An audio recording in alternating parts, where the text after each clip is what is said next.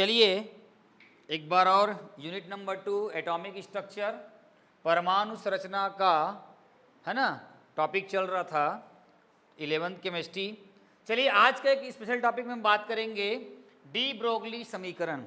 Paper में सीधा सीधा उठा क्वेश्चन पूछेगा कि डी ब्रोगली समीकरण क्या है, या पूछेगा कि सिद्ध कीजिए कि, देखो यहाँ से क्वेश्चन निकलेगा, सिद्ध कीजिए कि तरंगदैर्घ्य की लंबाई, समझ में आ रहा है, तरंगदैर्घ्य की लंबाई उसके संवेग के, संवेग मतलब p, संवेग के समानुपाती क्या होता है, समानुपाती नहीं है ना, व्युत्क्रमानुपाती होता है। अभी यहाँ पे लिखे हो ना, दे व्युत्क्रमानुपाती होता है। क्या होता है?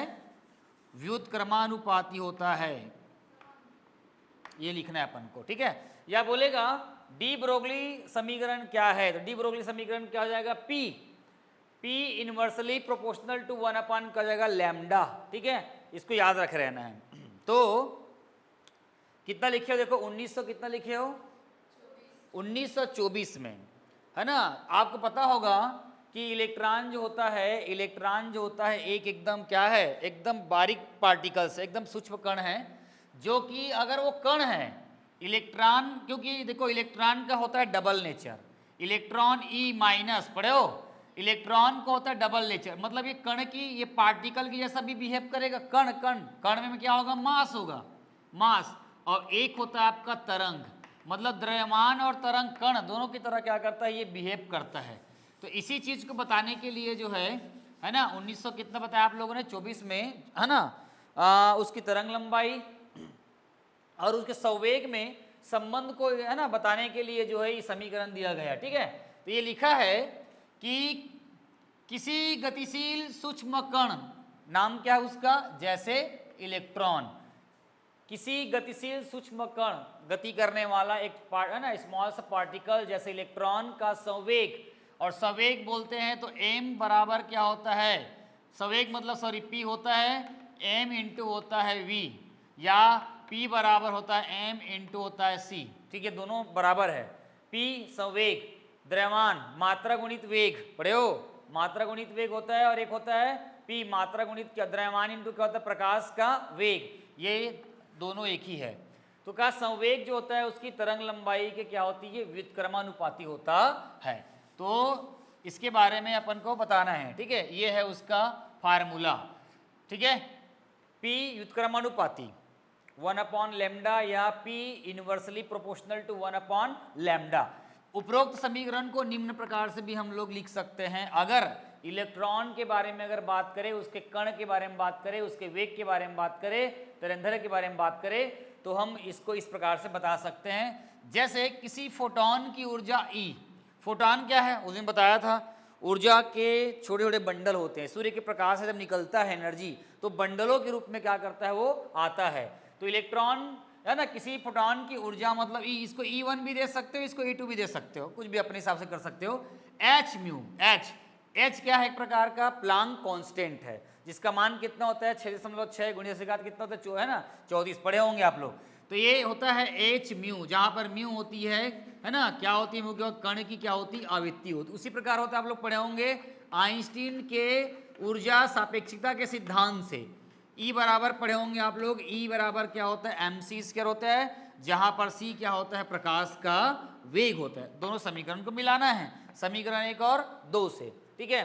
तो 1 और 2 से क्या हो गया, h म्यू हो गया, और आपका बच गया क्या, mc², ये दोनों बराबर इक्वल है, मतलब इक्वल मतलब क्या होगा, E बराबर है या E1 बराबर है किसके, E2 के बराबर है, या E1 रख सकते हो, कोई दिक्कत वाली बात नहीं है।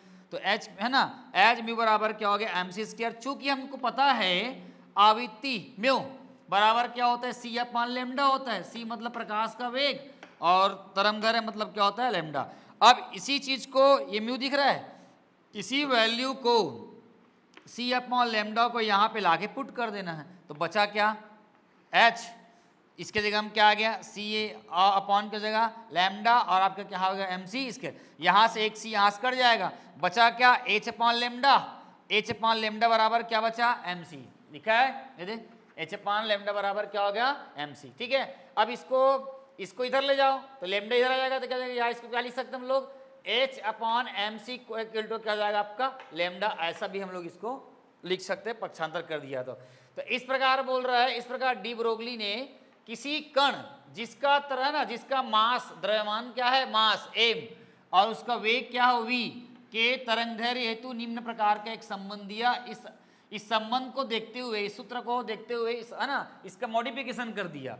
तो क्या बन गया फिर देखो, वही 6, ये हो जाएगा है ना, सॉरी ये आपका लेमडा है h/mc है। किंतु तुमको पता है, क्या पता है, संवेग बराबर क्या होता है, m इंटू सी होता है, या अभी मैंने बताया है m इंटू क्या होता है, v होता है, दोनों मतलब एक ही है, ठीक है। ये प्रकाश के वेग के संपर्क में और आपका वेलोसिटी का सम है ना, ठीक है।